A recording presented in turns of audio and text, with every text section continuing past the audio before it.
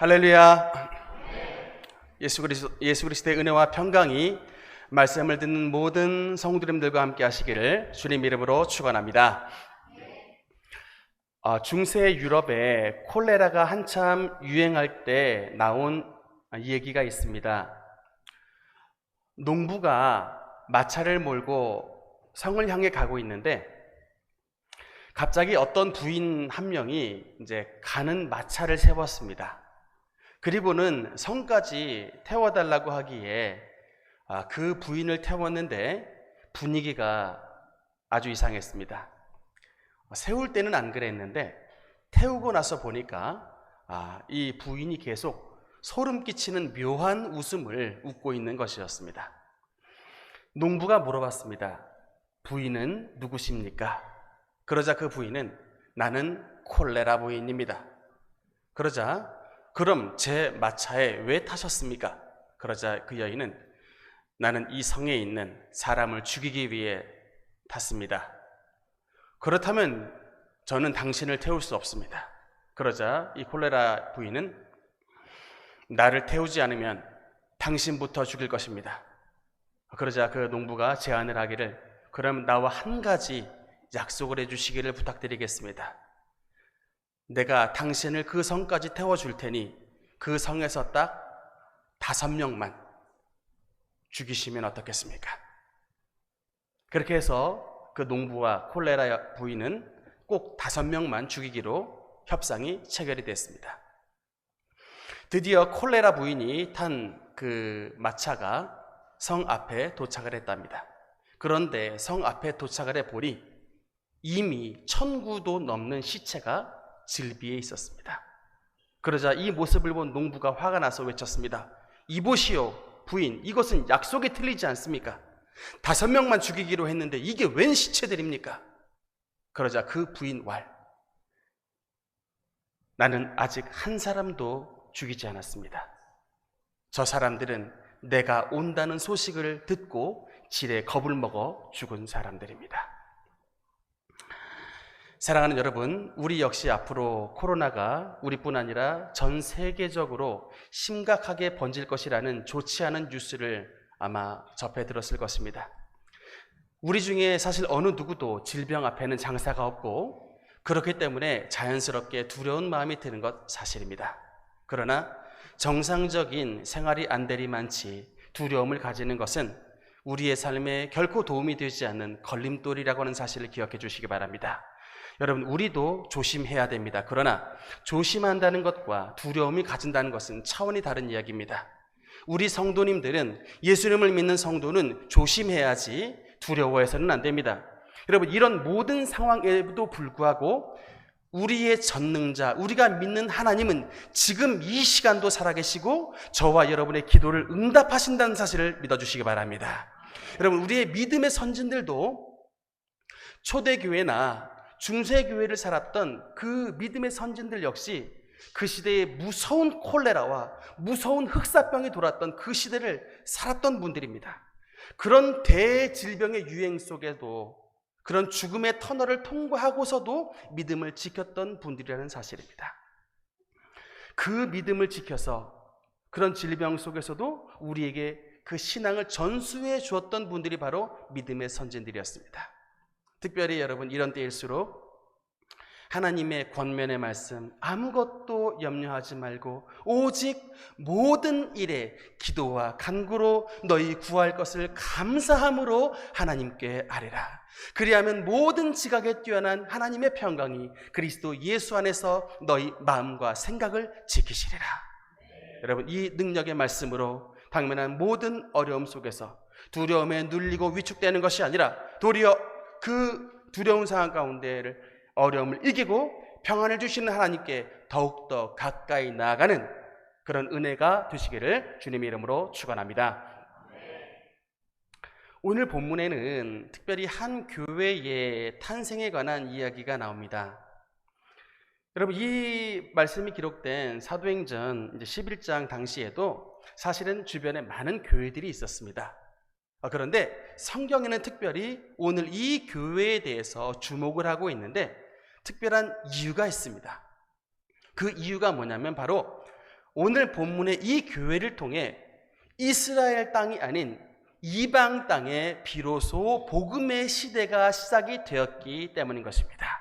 이방 선교의 센터 교회, 어떤 교회일까요? 오늘 본문의 안디옥 교회입니다. 한번 따라합시다. 안디옥 교회.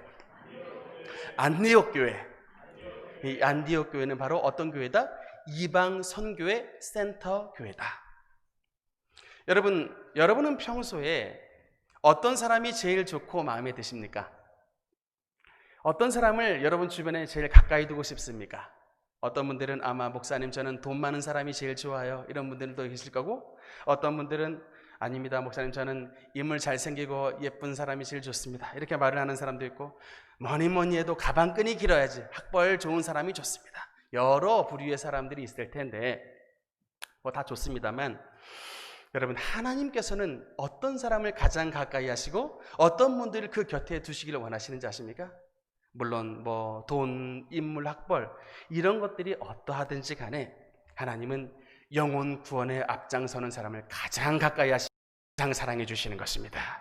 오늘 말씀에도 이방 선교의 센터가 됐던 이 안디옥 교회는 그 교회의 출생부터 끝까지 기록이 되어 있습니다. 하나님께서 얼마나 이 교회를 사랑하셨는가. 저는 우리 능력교회가, 우리 모든 성도님들이 이렇게 영혼을 사랑하는 그런 교회와 성도님 되시기를 주님 이름으로 축원하는 것입니다. 여러분, 원래 안디옥 교회가 있기 전에 교회 역사상 가장 핵심의 역할을 감당했던 교회가 있습니다. 바로 마가의 다락방 120명 문도가 주축이 됐던 교회, 그 교회 이름이 뭘까요? 예루살렘 교회입니다. 여러분, 이 초대 이 예루살렘 교회가 얼마나 대단한 교회냐면 일단 말씀이 좋아요. 뭐니 해도 교회는 이 목사의 말씀이 참 좋아야 되는데 반성을 항상 하고 있습니다. 근데 여러분, 이 초대교회의 이 예루살렘 교회의 말씀, 이 베드로 사도의 말씀이 얼마나 좋은지 그 말씀 한 반에 삽시간에 3,000명의 성도가 몰려왔습니다. 설교 한 방에 3,000명이 몰려들었다고요. 그 이후에도 부흥이 그치지 않고 5,000명, 그 이후에는 이제 서다한 수가 교회에 모여들더라. 어마어마하게 말씀이 좋았습니다. 그런데다가 그 교회에 안수 집사님이 계시는데, 그 안수 집사님이 누구냐면 스데반 집사님이에요. 손만 대면 벌떡벌떡 기적이 나타납니다. 손만 대면 이 맹인이 눈을 떠버려요. 손만 대면은 아픈 환자들이 자리에서 다 일어나 버립니다. 이런 분이 목사가 아니고 이런 분이 누구다? 집사래. 이런 분이 집사. 만약에 스데반 집사님이 우리 능력교회 안수 집사님으로 오시면요, 제가 그냥 스데반 집사님한테 집사님, 제가 그냥 집사할 테니 집사님이 목사님 하십시오. 그래서 제가 그렇게 말을 할 텐데, 성경에 보니까 이 사도들과 집사님 간의 이 위계에 문제가 안 생겨요. 이 말씀은 뭐냐면 당시에 있는 주님의 사도들이 다 스데반 집사님 이상으로 성령과 믿음과 기적의 능력이 충만했다는 뜻입니다. 평균이 스데반 집사님 이상이었다는 얘기예요. 어마어마한 교회입니다. 그런데 그 교회가 완전히 흩어져 버립니다. 사도행전 8장 2절에 보면 그날에 예루살렘에 있는 교회에 큰 박해가 있어 사도 외에는 다 유대와 사마리아 땅으로 다 흩어지니라. 흩어져 버렸다라고 말씀이 나옵니다. 왜 흩어졌을까?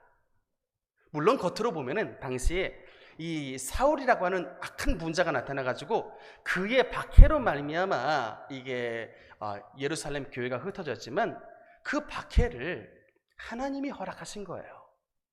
왜 하나님께서 이 예루살렘 교회, 말씀 충만, 성령 충만, 믿음 충만한 교회에 왜 이런 환란을 통해 흩어짐을 허락하셨는가? 이유가 있습니다. 이들이 유대인에게만 복음을 전하기 때문에 그래요. 오늘 본문 19절에 보면 그때에 스데반의 일로 일어난 환란으로 말미암아 흩어진 자들이 베니게와 구브로와 안디옥까지 이르러 누구에게만? 유대인에게만 말씀을 전하는데, 예수님은 뭐라고 제자들에게 명령을 주셨냐면 오직 성령이 너희에게 임하시면 너희가 권능을 받고 예루살렘과 유대와 사마리아와 땅끝까지 끝까지 이르러 내 증인이 되라고 말씀했는데, 지금 예루살렘 교회 성도들은 이방인이야 구원받든지 말든지 우리의 알 바 아니고 그냥 자기들끼리, 유대인들끼리만 구원받고 지내는 것에 만족하고 지냈더니 하나님 보시기에 안 되겠거든요. 그러니까는 어떻게 하셨느냐?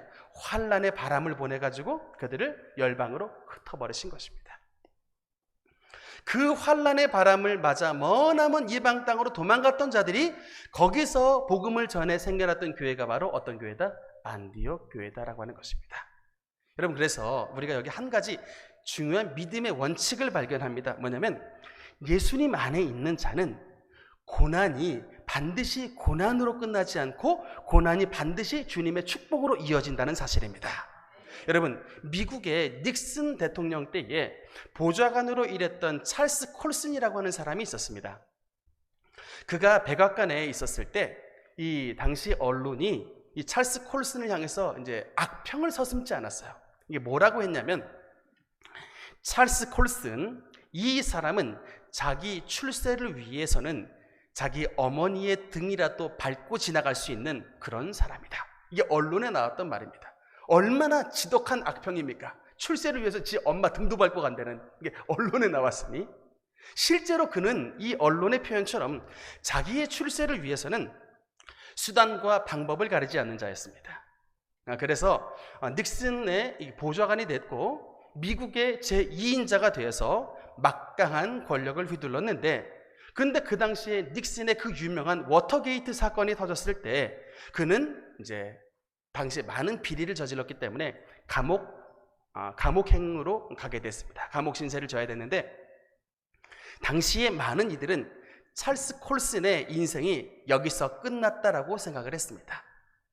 그러나 그때 그는 그 차디찬 감옥에서 그 감옥 바닥에 무릎 꿇고 앉아 예수 그리스도를 구주로 영접을 했습니다. 그리고 그 감옥에서 지내는 동안 자기랑 같이 수위를 입고 있던 그 수많은 죄수들을 보면서, 하나님, 제가 여기서 나가면 감옥에 갇힌 이런 자들을 위해서 남은 한평생 주님을 위해 반드시 살겠습니다 라고 주님 앞에 서원을 했습니다. 여러분, 이 찰스 콜슨의 인생이 결국에 어떻게 마무리가 됐는지 아십니까? 현재 수년의 시간이 흘러서 결국에는 이분이 상을 받는데, 어떤 상을 받냐면 종교계의 노벨상이라고 불렸던 템플턴 상을 이분이 수상을 하게 됩니다.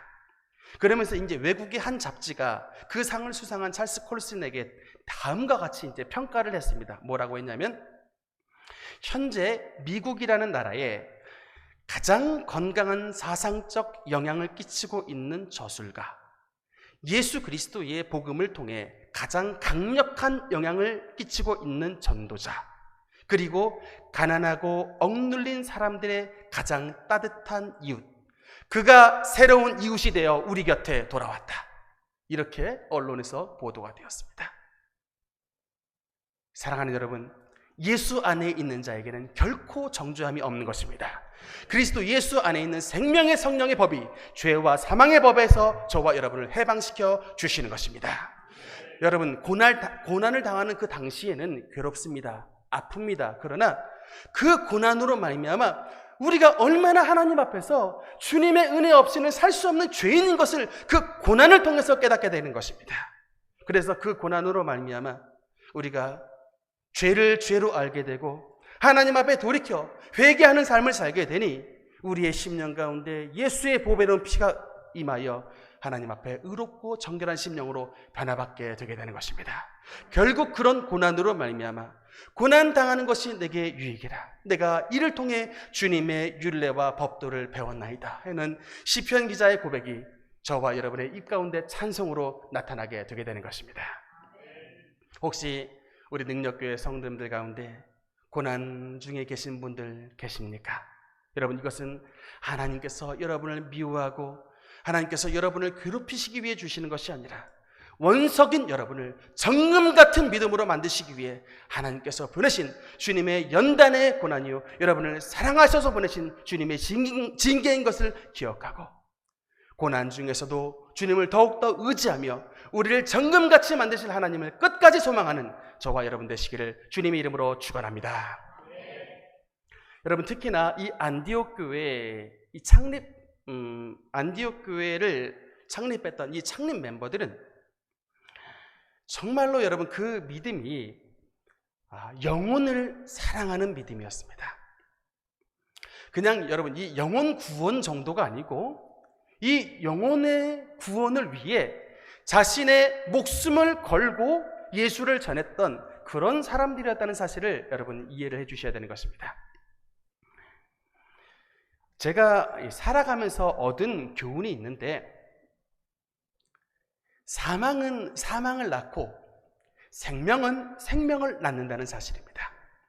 사망은 사망을 낳고 생명은 생명을 낳는다.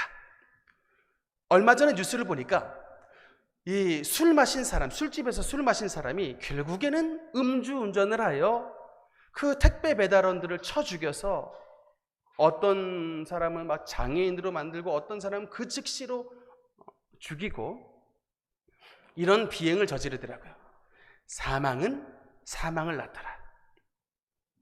그러나 예수를 위해 목숨을 건 사람들은, 그렇게 전도한 사람들, 그 생명이 결국에는 생명을 낳는 것입니다. 여러분, 이 안디옥 교회의 사람들이, 이 안디옥 교회 창립 멤버인 사람들은 자신의 생명을 들여 전도를 했더니 그 결과 생명을 탄생하는 교회를 짓더라라고 하는 것입니다. 여러분, 유대인들, 제가 미국에 가서도 이 머리에 이 뚜껑 키파를 썼던 유대인들을 많이 만나봤는데, 유대인들은 지금도 세계관은 딱 이분법입니다. 유대인과 이방인이에요. 뭐 미국인, 한국인, 중국인 상관없습니다. 다 그냥 유대인 아니면 다 이방인이에요. 그러니까 세계관이 굉장히 단순하고 오직 유대인만이 하나님의 선택받은 백성이라는 이런 프라이드를 가지고 지금도 살고 있습니다. 여러분, 이 예수님께서 살던 당시에 유대인들은 어떤 습성이 있었냐면, 이들도 이제 외국에 장사를 하러 다녀오는 일들이 있는데, 외국에 갔다가 유대 땅의 국경선 앞에 탁 쓰면요, 이들이 첫 번째로 하는 행동이 있습니다. 신발을 들어요. 신발을 딱 들고 먼지를 탈탈 털입니다. 신발에 먼지를 탈탈 털고 들어와요. 여러분, 왜 이런 짓을 할까요? 왜 이런 먼지를 탈탈 터는 행동하느냐? 하나님이 주신 이 약속의 땅 가나안 땅에 너희 이방 땅에 있는 티끌만한 먼지도 절대로 드러놓을 수 없다 라고 하는 전형적인 선민의식 때문에 신발을 탈탈 털고 들어온다고요. 이 정도로 지독한 종자들이 유대인들입니다. 여러분, 당시에 베드로가 누구예요? 대사도입니다. 아무도 베드로 앞에는 말을 건넬 수가 없어요. 이 교황의 이 본류가 이게 베드로라고 이게 천주교에서 믿고 있을 정도로 이게 여러분 권위가 장난이 아닙니다. 그런데 이 베드로 사도에게 같은 유대 성도가 고발장을 제시를 했어요. 이게 사도행전 11장 맨 본문 앞에 나옵니다. 고발장을 제시를 했는데 고발장의 내용이 뭔지 아십니까? 베드로가 이방인 성도와 함께 밥을 먹었다. 그 이방인이 고넬료입니다. 고넬료와 밥을 먹었다는 게 베드로를 고발한 고발장이에요. 대사도를 고발한 고발장. 당시 유대인들이 당연하게 여겼습니다. 그만큼 유대인들은 유대인 외에 이방인하고 식사하는 것조차도 허용되지 않았던 그런 철두철저한 선민의식을 가진 민족이었는데, 이 민족 가운데 몇 사람, 성경에는 그 이름이 나오지 않습니다만 몇몇이 헬라 사람들에게 복음을 전했다라고 했습니다. 그러면 그 당시에 복음을 전했던 그 유대인 성도들은 본인이 박해를 당할 것을 각오했을까요? 안 했을까요? 당연히 각오를 했습니다. 마치 우리 조선시대의 말기, 초대 조선시대의 그 성도님들처럼 그분들이 만약에 예수 믿는 거 걸렸으면 호적에서 그냥 쫓겨나는 거예요. 가문에서 그냥 쫓겨나는 것입니다. 그럼에도 불구하고 그 조선 말기의 성도들은 예수님을 믿었어요. 그 덕분에 지금 저와 여러분이 이렇게 온전하게 좋은 모습으로 평안하게 예수님을 믿고 있는 것입니다. 그분들의 피값 덕분에, 이 안디옥 교회 초대교회 창립 멤버 덕분에, 그들의 희생 덕분에 이 어마어마한 안디옥 교회라고 하는 센터가 세워지게 됐던 것입니다. 여러분, 생명은 생명을 낳는 것입니다. 우리의 피와 땀을 들여야만이 영혼을 건져내는 것입니다. 그때에 하나님의 성령께서 함께 하시더라. 최근에 브라이언 박 목사님이라는 분의 간증을 듣고 참 은혜를 받았습니다.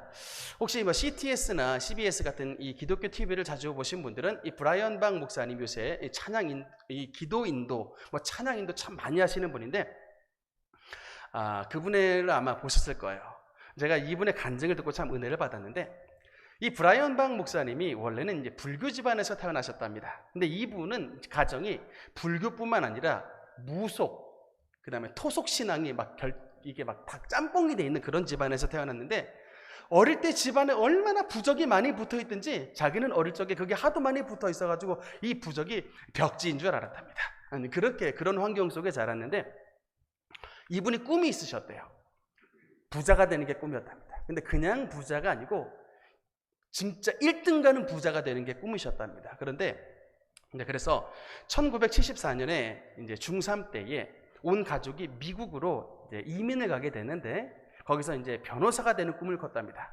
그 당시에 이제 미국의 변호사 연봉이 얼마였냐면 한 3억 정도 됐답니다. 근데 이게 3억이 물론 지금도 큰 액수인데, 당시에 우리나라 강남의 집값 한 채의 값이 5천만 원이었답니다. 5천만 원이었던 강남 집값이 5천만 원이었던 시절에 당시에 미국의 변호사가 한 3억 정도 연봉을 받았으니 자기의 눈에는 내가 이제 이 변호사만 되면 이제 으리으리한 집에 뚜껑 없는 멋진 스포츠카에 이제 예쁜 여자 거느리고 살겠다라고 하는 이제 꿈을 품고 열심히 공부를 했는데, 미국의 이제 아주 그 초특급으로 유명한 UCLA라고 하는, 우리말로 이제 우클라 대학이라 부르는 UCLA 대학에 이제 입학을 하게 됐답니다. 그래서 이제 명문대 출신이 됐는데, 어느 날 이렇게 이제 누워서 잡지를 보니까 이제 미국의 이제 펀드 매니저에 대한 기사가 났는데, 변호사는 당시에 연봉이 한 3억 정도 됐는데, 그 잡지에 보니까 미국의 월가에 있는 펀드 매니저의 평균 연봉이 얼마인가 봤더니 300억이더래요. 갑자기 눈이 번쩍 뜨여가지고 벌떡 일어났답니다. 원래는 그래서 이제 학부를 졸업하고 로스쿨 대학원을 진학하려고 하다가 이것을 보고서 바로 진로를 바꿔가지고 미국 뉴욕에 있는 월가를 찾아가서 거기에 있는 가장 큰 증권회사의 문을 두들겼답니다. 그래서 가장 큰 증권회사에 입사를 하게 되는데, 근데 이분 말씀으로는 하루에 몇 시간 일을 했을까요? 라고 했는데, 본인이 하루에 20시간 일을 했대요. 잠을 안 잤답니다. 그냥 집에 가는 게 싫어가지고 회사에 가장 일찍 출근하고 가장 늦게 나와서 진짜 한 20시간 일을 했는데, 이렇게 막 열정도 있고 막 머리도 좋고 막 수완도 좋고 하니까 회사에서 이분에게 이제 황금 수갑을 채웠대요. 이분 표현에 황금 수갑을 착 채웠는데, 뭐냐면 이제 이분 나이가 그 당시에 26살인데 미국이 최고 가는 증권회사의 부사장직을 줬답니다. 그리고 어마어마한 연봉을 이제 제시를 하고, 그래서 그때 당시에 본인은 항상 어떤 프라이드로 살았냐면, 세상에서 가장 쉬운 게 돈 버는 거다, 이런 프라이드를 가지고 살았답니다. 하루아침에 돈 버는 게 집 몇 채 값을 그냥 벌어버리고, 그 당시에 취미생활은 뚜껑 없는 스포츠카 수집이 본인의 취미생활이었답니다. 그래서 명문대 나왔어, 돈 빵빵해, 그 회사 부사장이야, 그러니까 부러울 게 어디 있겠습니까? 근데 그렇게 살았는데, 여러분, 근데 우리 생각에는 돈 많이 벌면 진짜 행복할 것 같죠? 로또 지금도 사시는 분들, 로또 한 방 맞으면 인생길 완전 꽃길만 걷자 되고 싶죠? 될 것 같죠? 근데 이렇게 돈을 많이 벌어본 분에 의하면, 그렇게 사람들 성공하길 원하는, 돈 많이 가져보고 좋은 차 가져보고 명문대 나오고 정말 최고의 자리에 올라가 봤는데, 그럼에도 불구하고 자기의 영혼은 블랙홀이래요. 블랙홀.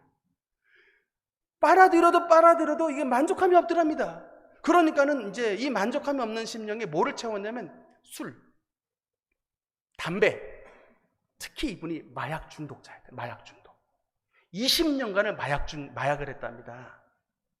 그래서 그런 데다가 이분이 이제 내가 제일 잘 나가 이런 프라이드로 살다 보니까 남들을 그냥 자기한테 조금 기분 나쁘게 하고 조금 쓴소리만 해도 그냥 바로 주먹에 나가는 그런 분이었는데, 이분 말씀에 감옥을 폭력건 때문에 8번이나 들어갔다 나왔다, 이렇게. 그러니까 그런 자기 말하면 한마디로 자기는 성공한 쓰레기였다. 자기 스스로 말해. 저는 성공한 쓰레기였습니다 라고 얘기해요. 자기의 가장 큰 쾌감은 뭐냐면 교회 다니는 그 친구들이 있으면 자기랑 같이 술 마시게 한 다음에 술을 잔뜩 마시게 해서 이 사람으로 하여금 교회 못 가고 탈선해서 교회 끊게 만드는 것, 그게 바로 자기의 가장 큰 쾌감이라고 그렇게 느끼면서 살았던 분인데, 근데 이분이 이제 근데 어떻게 그러면 이렇게 살았던 분이 예수님을 믿게 됐느냐? 이제 1994년 6월 17일 날에 바로 그 이틀 전에 마약쟁이들하고 같이 총싸움을 벌여가지고 이 코끝에 이게 총알이 지나갔던 그런 일까지 겪었는데, 그렇게 자기가 초라할 수 없대요. 자기 생각에는 자기가 마음 먹으면 그냥 그날부로 마약을 바로 끊을 수 있을 줄 알았는데, 자기가 마약을 끊겠다고 결심하면 작심 3일이 아니라 작심 3시간도 못 버틴답니다. 그냥 계속 마약해야 되고 계속 담배 펴야 되고 계속 술 마셔야 되고, 그래서 결국엔 자살 시도를 2번이나 했대요. 그렇게 이렇게 인생 살아서 뭐하나, 자살해야겠다, 2번이나 자살 시도를 했었던 그 상황이었는데, 갑자기 어떤 지나가던 남자가 자기 차를 딱 세우고 있는데 탁 그 차 안으로 불쑥 들어오더라. 그 창문 내리고 있는 자기한테 탁 접근을 하더랍니다. 그러면서 첫 마디가 뭐냐면, 당신 중국말 할 줄 아는가? 라고 물어봤는데 할 줄 모른다고 하니까 그냥 다시 돌아가다가 돌아와서 하는 말이 Do you believe in Jesus? 당신 예수님 믿습니까? 그러면 보통 자기가 딱 상식적으로 알기를 yes 그러면 이 사람은 그냥 돌려보내는 거예요. 왜냐면 믿는다 그러면 더 이상 뭐 전도할 게 없으니까. 근데 yes 그러면 되는데 자기가 이상하게 no 그랬대요. No, 안 믿습니다. 그러니까 그때 그 분이 하는 말이 Can I pray with you? 내가 당신과 기도를 해도 되겠습니까? 마음은 진짜 absolutely not, 아예 no 였는데 갑자기 자기 입에서 갑자기 그냥 yes 그래 버렸대요. 마음과는 달리 yes 그랬더니 repeat after me, 나와 함께 따라해 주세요 라고 기도를 따라하라고 얘기했는데 딱 16단어였답니다. 가장 간단한 16단어. Jesus, with your blood, take my sins away and put the Holy Spirit on me. 예수님, 당신의 보혈로 나의 죄를 씻어 주옵소서. 내게 성령을 보내어 주옵소서. 이렇게 딱 자기를 따라하래서 그렇게 따라했더니 이분이 그냥 탁 손을 잡고 축하합니다. 축하합니다. 당신은 이제 하나님의 거듭난 자녀가 됐다. 그러면서 가지고 있는 팜플렛 한 장 주고 그냥 가버리더래요. 그래서 잠깐 세워서 당신 누구야? 당신 누구길래 이러냐고 했더니 자기가 미국 동부에서 온 어떤 목사인데 마침 이 동네에 성경 공부를 위해 왔다고 하면서 팜플렛 하나 탁 던져주고 갔는데, 이제 그때 마침 자기 같이 있었던 형님이 편의점에서 커피를 사고 이제 2잔을 들고 딱 들어오면서 저 사람 누구야? 라고 물어봤더니 그냥 몰라, 그냥 목사래. 그냥 이렇게 하고 차를 타고 가는데, 이러고 1분 있다가 갑자기 자기도 모른, 영문도 모르는 막 통곡이 튀어나오는데, 그때 이분 표현에 자기가 마치 자기의 얼굴에 커피를 흘린 줄 알았답니다. 들고 있었던 그 커피를 쏟은 줄 알았더니, 왜냐면 그 눈물이 너무나 뜨거워가지고 커피를 쏟은 줄 알았대요. 근데 자기가 지금 막 통곡을 하고 우는데 정작 자기의 생각은 자기가 왜 우는지를 모르겠대요. 막 통곡은 나오는데 내가 지금 왜 울지? 그런데 막 통곡을 하고 우니까 한참 가다가 형님이 Are you alright? 괜찮아? 라고 물어봤는데 괜찮다고. 근데 또 가다가 한 5분 있다가 또 통곡이 나와가지고 우는데 막 또 한참 막 울다가, 이러기를 3번째 반복이 되는데, 이렇게 통곡이 3번째 나오는 순간에 어떤 희한한 경험을 했냐면 자기 속에 막 무슨 알 수 없는 말과 음성이 튀어나오면서 속에 있었던, 그렇게 자기를 오랫도록 지배했던 그 악한 영이 자기에게서 빠져나가는 것을 느꼈답니다. 술 중독, 마약 중독, 이 중독되었던 그 악한 영이 자기에게서 빠져나가는 것을 느끼고, 그러면서 이제 자기에게 팜플렛을 형님한테 딱 보여줬는데 그 형님이 그 팜플렛을 받아들더니 소스라치게 놀랐대요. 왜냐하면 마침 그날 바로 전에 마침 자기의 아버지가 돌아가셨는데, 예수님 안 믿고 돌아가셨는데 꿈에 양복을 입고 아버지가 나타나셨답니다. 그 꿈속에서 이 먼저 간 아버지가 나타나가지고 내가 내일 한 명을 보낼 테니 이런 분의 사람이다라고 하면서 사진을 보여줬는데 그 팜플렛에 나와 있는 그 사진이 꿈에서 그 형님이 봤던 그 아버지가 보여줬던 그 사람하고 동일한 사람이었던 것입니다. 이 차 속에서 동시에 이 두 형제가 변화를 받게 됐고 6월 19일 미국의 아버지 날에 그 온 가족이 주님의 몸된 교회로 첫 번째로 발자국을 띄게 됐답니다.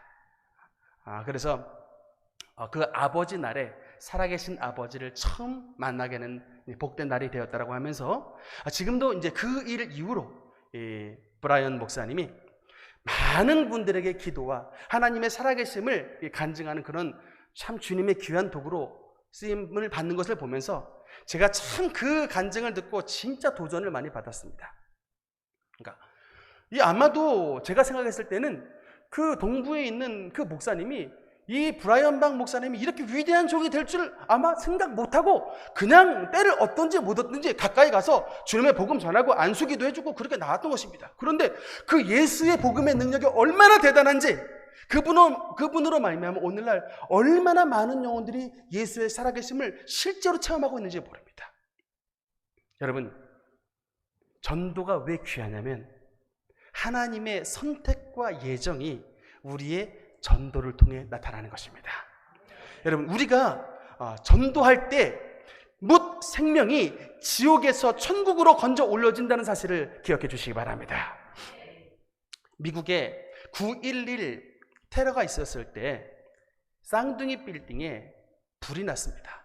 저도 미국에 여러 번 가서 그 쌍둥이 빌딩 무너진 자리 가봤더니 거기에 이제 분수대가 있는데 그 당시에 죽었던 사람들 이름이 다 적혀 있더라고요. 정말 수천 명 되는 것 같아요. 어마어마한 사람들이 그 자리에서 죽었구나. 그런데 여러분, 그 쌍둥이 빌딩에 불이 났답니다. 비행기가 부딪혔을 때 불이 올라왔는데 그 당시에 CNN에서 과연 몇 명이나 이 쌍둥이 빌딩에서 뛰어내렸는가 수를 카운팅을 해봤는데 몇 명인 줄 아십니까?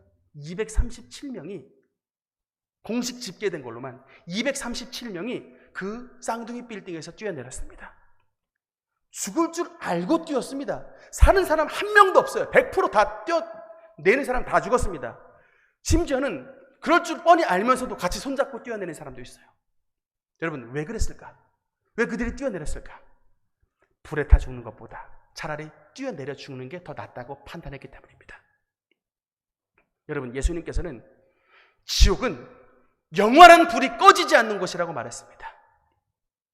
예수님은 결코 거짓말하시는 분이 아닙니다. 그렇기 때문에 그 주님의 귀한 생명을 버려 십자가에 주님께서 귀한 보혈을 흘려주심으로 말미암아 저와 여러분을 지옥에서 건져내 주신 것입니다. 만약에 그것이 거짓이었다면 예수님은 결코 십자가를 지실 이유가 없습니다. 주님의 십자가 보혈만이, 그 보혈을 받아들인 자만이 이 뜨거운 지옥불에서 들어가지 않고 하나님의 영원한 천국으로 향할 수 있기 때문에 여러분, 예수님은 그 귀한 생명을 십자가에 내려놓으신 것입니다. 우리가 전도해야 되는 분명한 이유는 저와 여러분의 생명처럼 아직 예수님을 모르는 자들에게 주님의 천국을 선물로 주어야 되는 것입니다. 그 선물을 받지 않는 자의 종착역은 우리가 원하든 원하지 않든 반드시 지옥입니다. 그것은 예수의 이름으로 증언하신 것입니다. 여러분, 그렇기 때문에 우리는 이 땅 가운데 살아갈 때에 주님의 착함을 드러내야 됩니다. 여러분, 이 안디옥 교회의 지도자가 누구예요? 지도자 이름은 바나바입니다. 원래 이 바나바의 이름은 본명이 아니고 요셉입니다. 그런데 이 레위인 출신인데 성경에 보니까 예수님 말고 사람에게 선하다, 착하다 라고 하는 수식어가 붙은 사람 딱 한 사람, 이 사람뿐입니다. 바나바. 다른 바울에게도 이런 표현이 안 붙어요. 베드로에게도 붙지 않습니다. 딱 착하다, 이게 원어 동일해요. 선하다, 착하다 동일한데 하나님 외에, 예수님 외에 선하다, 착하다라는 수식어가 붙은 사람은 바나바 한 명뿐입니다. 그만큼 이 바나바는 선한 사람이에요. 첫째로 재물에 욕심이 없었습니다. 부자였던 것 같아요. 많은 재물을 가지고 있었습니다. 그러나 그 많은 재물을 가난한 사람을 위해 사도들 앞에 다 내려놨습니다. 자기의 모든 재물을 팔아 하나님 앞에 드렸던 사람입니다. 재물에 욕심이 없었다. 또 뿐만 아니라 이 사람은 성품도 온유해요. 여러분, 이 바나바라고 하는 이름의 뜻이 뭔지 압니까? 위로의 아들입니다. 위로의 아들. 이 사람을 만나면 예수님을 만나는 것 같이 위로를 받아버려요. 교회에 오면은 여러분 위로를 받습니까? 시험에 됩니까? 그런데 이 안디옥 교회의 지도자 바나바는 그를 만나면 꼭 예수님을 만난 것 같은 거예요. 위로를 받아버립니다. 신앙생활에 은혜를 받아요. 성품이 너무나 온유하고 어느 누구든 잘 배웠든 못 배웠든 가난하든 부자든 항상 주님의 사랑으로 권면하고 세워주니까 오죽하면 사도들이 그 이름을 요셉에서 바나바로 바꿔버렸습니다. 너무나 은혜스러우니까 위로의 아들입니다. 당신은 자기가 바꾼 게 아니고 사도들이 바꿔줬어요. 위로의 아들 바나바. 여러분, 저는 설교 시간에 정치 이야기를 하기를 원하진 않습니다. 그러나 가끔 하나님께서 메시지를 주셨을 때, 꿈이나 환상으로나 메시지를 주셨을 때는 그냥 반감 얻을 것 알고도 저는 얘기합니다. 왜냐하면 주의 종은 주님의 말씀을 하는 사람이지 사람의 구미를 맞추는 사람은 아니기 때문에. 되도록 정치 이야기는 안 하려고 하는데, 여러분, 사실 오늘날 우리 지금 대한민국 사회가 이제 거의 진보 위주의 사회가 됐습니다. 저는 뭐 진보냐 보수냐 이거를 중요한 게 여기는 게 아니라 이 진보 자체가 싫다기보다는 그 진보가 표방하는 이 사회주의라고 하는 사상이 가장 큰 문제이기 때문에 말씀을 드리는 것입니다. 여러분, 우리나라가 만약에 진짜 북한처럼 그런 사회주의 국가가 되면 여러분, 제가 걱정하는 건 딱 한 가지입니다. 여러분, 교회 함부로 못 가요. 마음대로 못 가요. 이 한 가지입니다. 예수님 못 믿어요. 여러분, 1907년에 북한의 평양 자리에서 대한민국의 전무후무한 부흥의 역사가 나타났습니다. 평양 대부흥의 역사가 1907년에 나타났어요. 지금 그 자리에 어떻게 됐습니까? 교회를 못 가요. 그 자리에 김일성 일가의 태양궁이 세워지고 그들을 하나님으로 섬기는 자리가 되어버렸습니다. 교회 가다 걸리면 아우지탄광이에요. 제가 사회주의를 정말 반대하는 이유는 딱 이것 때문입니다. 기독교와 원수기 때문에 그래요. 그런데 제가 진짜 안타까운 건 뭐냐면 오늘날 이 보수가 말입니다. 이 보수의 기반은, 우리나라 보수의 기반은 기독교예요. 이승만 대통령서부터 해가지고 이게 보수의 이 기반이 기독교인데, 정말 저도 물론 보수 축에 있는 사람입니다만 항상 제가 이 모습을 보면서 이 보수는 지금 짝퉁 보수입니다. 그러니까 여러분 왜 사람들이 나이 드신 분들, 기득권들이 왜 보수에 갈까를 봤을 때 신앙이 아니고 그 이유는 자기 기득권 지키기입니다. 재산 지키기, 세금 안 내기, 임대 돈 많이 받기, 기득권 지키기지 신앙이 아니라고. 신앙이 짝퉁 보수입니다. 마땅히 여러분, 성경은 정말 창세기부터 요한계시록 읽어볼 때 언제나도 강조합니다. 너희 중에 과부와 고아와 객이 있으면 농사를 질 때 일부는 남겨놔서 그들이 먹게 하라. 왜 그래요? 하나님이 고아의 아버지시기 때문에 그래요. 하나님이 가난한 자들의 아버지이기 때문에 그렇습니다. 그런데 이 땅에 지금 보수를 표방하는 자들이 왜 외면을 받습니까? 자기 집 지키기 바쁜 거예요. 자기 재산 지키기 바쁘고 기득권 지키기 바쁘니까 보수가 된다고. 이게 문제입니다, 여러분. 짝퉁 보수예요. 성경은 절대로 여러분의 기득권을 유지하기 위해 우리의 신앙을 주신 것이 아닙니다. 바나바 보세요. 자기의 모든 재산을 다 들여서 했다니까요. 물론 여러분 다 하나님 앞에 재산 다 드리라는 말씀은 아닙니다. 그러나 하나님께서 원하시는 것은 너만 잘 살고 잘 먹고 그래서 예수님 믿는 것으로 그치지 말고 너를 위해 생명 버리신 예수님이 가장 원하시는 영혼 구원을 위해 너의 재산을 쓰라는 거예요. 여러분, 그렇게 해야만이 이 땅에 여러분 예수님을 믿는 사람들이 향기를 날리고 맛을 잃은 소금이 되지 않는 것입니다. 그러니 이 노동자들, 농민들, 젊은이들이 자기 기득권만 추구하는 그런 이 보수들 너무나도 진절머리 냈잖아요. 그럼에도 불구하고 교회 장로님, 권사님들이 안 돌이켜요. 여전히 돈만 받으려고 눈 부릅뜨고 있어요. 이게 문제입니다, 여러분. 이렇게 가다간 결국 대한민국은 그 사회주의 사상 가진 자들에게 다 잡아먹히고 맙니다. 그들은 약자들 편에 서요. 그림을 한번 정확하게 보세요. 뉴스를. 약자들 편에 과연 누가 서는가? 약자 편에 과연 누가 서는가? 진보가 서요. 보수가 안 쓴다고. 이게 우리 사회를 망하게 합니다. 하나님의 말씀을 가진 사람이면 먼저 약자 편에 서야지. 맨날 돈 받기만 바라고 이게 도대체 우리나라 기독교가 어디로 가겠습니까? 대한민국 교회가 갱신하기 위해서는 여러분, 우리가 우리의 살을 깎는 노력이 필요합니다. 우리가 우리의 살을 떼내서 정말 헐벗고 약자들, 젊은이들, 새로운 세대들, 정말 외면당한 자들에게 우리가 먼저 손을 내밀어야 돼요. 그게 여러분 진짜 진정한 보수입니다. 성경이 말씀하시는 보수예요. 자기 기득권만 지키는 게 보수가 아니라고.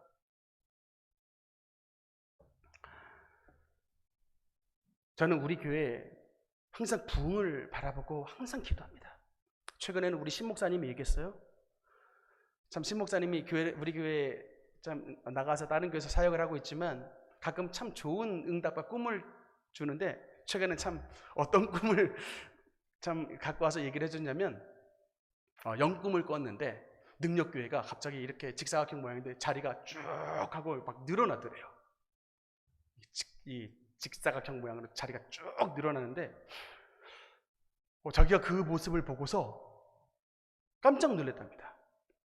우리가 지금 뭐 100명 남짓 하면 꽉 차는 자리인데 그 자리가 몇 자리 좌석이 있냐면 최소 2,000석 이상의 자리가 있더랍니다. 제가 그래서 할렐루야 그랬습니다. 할렐루야. 뭐 지금이야 적게 앉았습니다만 이렇게 영꿈을 꾸시는 분이 이렇게 좋은 응답을 주시니까 할렐루야 아멘 믿습니다 했습니다. 근데 여러분 정말 그렇게 우리 능력교회 부흥을 위해서 항상 제가 기도를 하고 있는데 하나님 앞에 한 가지 다짐한 게 있습니다. 하나님, 우리 교회에 부흥을 주시면 절대로 주님 우리끼리 잘 먹고 잘 사는 그런 교회 되지 않겠습니다. 하나님께서 물론 우리 지금 교회는 사례비도 거의 못 받고 있고요.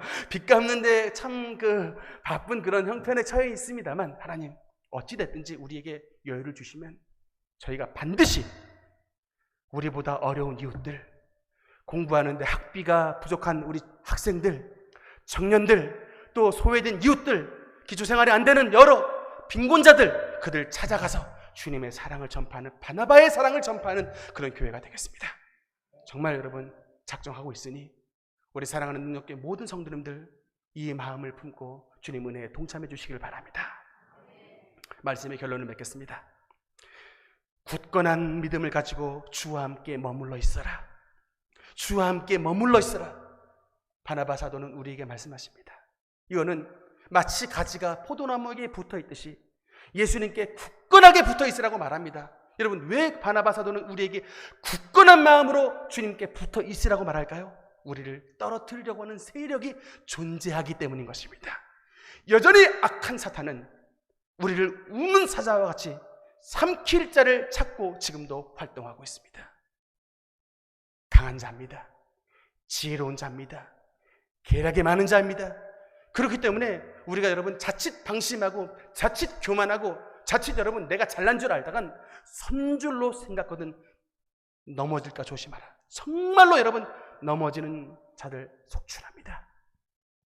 세상의 물질로, 세상의 여러 권세로, 세상의 여러 성적 방종과 유혹으로 주님의 신실한 사람들까지 유혹하고 넘어뜨리는 것이 지금 악한 사단의 계략입니다. 그렇기 때문에 우리는 오직 하나님의 성령 앞에 무릎 꿇는 방법밖에는 이 세상을 이길 방법이 없는 것입니다. 오늘날 여러분 교회가 왜 타락하느냐? 기도하지 않기 때문에 그렇습니다. 기도하면 하나님의 성령이 임하고 하나님의 성령이 임하시면 우리의 죄를 깨닫게 하는데 기도하지 않으니까 죄를 깨닫지 않게 되고 그러니까는 교회가 죄와 방종으로 가득 차게 있는 것입니다. 그러나 우리가 하나님 앞에 무릎 꿇고 회개하는 신앙을 가지게 되면 결단코 하나님은 우리 교회를 무너지게 놔두지 않습니다.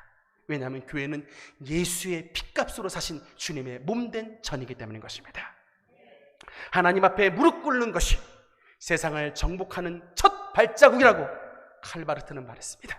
하나님 앞에 무릎 꿇는 주님의 종들, 백성들 되시길 바랍니다. 세상을 정복하고 죄를 정복하고 악을 정복하고 모든 사단의 세력을 정복하기 위해서 하나님 앞에 무릎 꿇는 저와 여러분, 성령 충만한 자들 될 때에 하나님께서 우리 능력교회를 바나바가 목회했던 안디옥 교회처럼 놀라운 이방 선교의 사역으로 써주실 것입니다.